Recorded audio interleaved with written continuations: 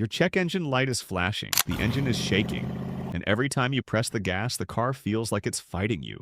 Don't ignore it or keep driving it unnecessarily. A flashing check engine light can mean the engine is actively misfiring badly enough to damage your catalytic converter, and that repair can cost thousands of dollars. But here's the part most drivers get wrong. P0300 doesn't tell you what part to replace. It only tells you the engine is detecting random or multiple cylinder misfires. The real question is whether the problem is ignition, fuel, air, compression, or something else entirely. And if you start replacing coils, plugs, injectors, and sensors without finding the cause, you can spend hundreds of dollars and still have the same flashing light.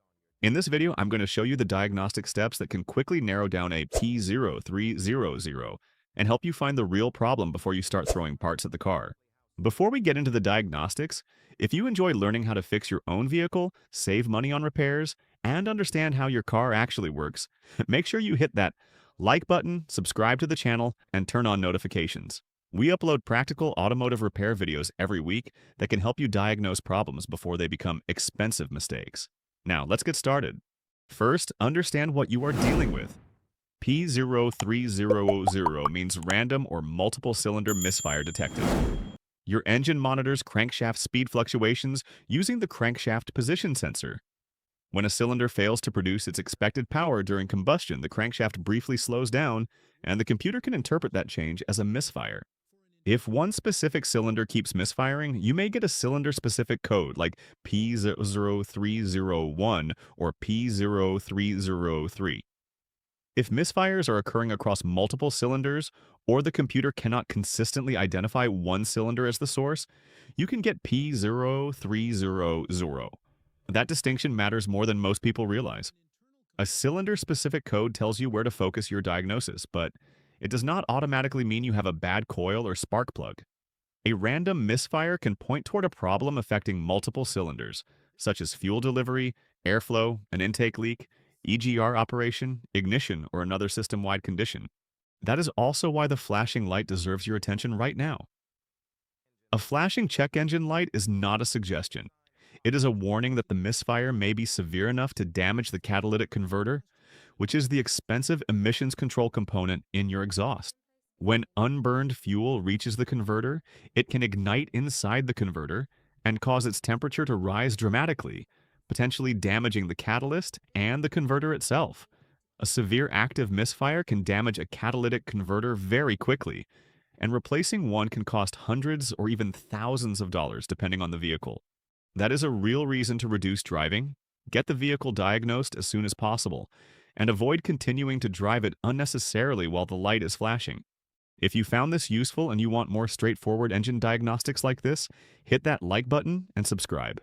I put out videos like this regularly and they could save you a lot of money. Now here's a practical diagnostic path. Start by pulling out your scan tool and retrieving the stored codes, and just as important, the freeze frame data. Freeze frame data is a snapshot of the engine's operating conditions when the fault was detected. Depending on the vehicle, it can show things like RPM, engine load, coolant temperature, fuel trims, and other parameters. This can tell you whether the misfire occurred at idle, under load, at a particular engine speed, or during a cold start, giving you an important clue before you start replacing parts. A misfire that is worst at idle can point toward an intake or vacuum leak, while a misfire that appears mainly under load can point toward ignition, fuel delivery, or another problem that becomes more noticeable when cylinder demand increases. Next, check the live misfire counters if your scan tool and vehicle support them. Look at the misfire counts for each cylinder and compare them. This can reveal the pattern behind the P0300 code.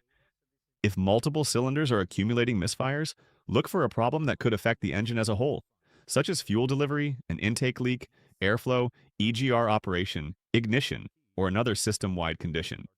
If one cylinder is clearly dominant, focus your diagnosis on that cylinder first. If the vehicle uses interchangeable coil-on-plug coils, you can swap the suspected coil with another cylinder. If the misfire follows the coil, you've got strong evidence that the coil is faulty.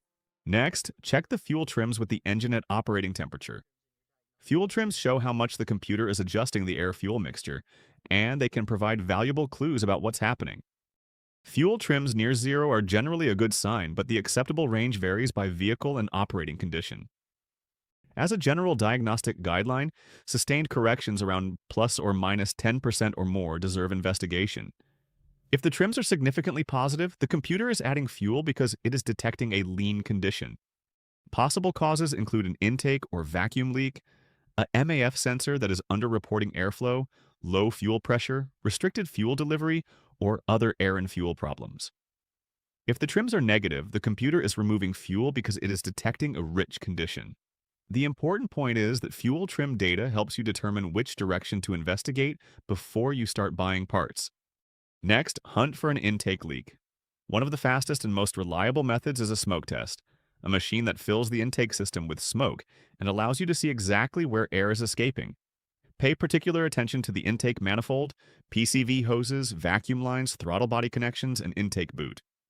If you don't have a smoke machine, start with a careful visual inspection, or have a shop perform a smoke test. Avoid relying on flammable sprays around a running engine to find an intake leak. A proper smoke test is safer and gives you much more reliable evidence. Next, inspect the MAF sensor and the spark plugs. A contaminated MAF sensor can underreport airflow and contribute to a lean condition, but cleaning it won't fix a sensor that has actually failed. If the sensor is dirty and the manufacturer allows cleaning, use a product specifically designed for MAF sensors. With the engine off, inspect the spark plug from the cylinder with the highest misfire count and compare it with the others. Look for excessive wear, carbon fouling, oil contamination, abnormal deposits, or signs of overheating. Check the plug gap against the manufacturer's specification, because an excessive gap or worn electrodes can cause misfires that become more noticeable under load. Now, put the evidence together.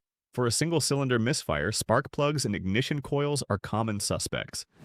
But with a true random P0300, investigate the systems that can affect multiple cylinders, such as intake leaks, fuel delivery, airflow, EGR operation, ignition, and mechanical timing or compression.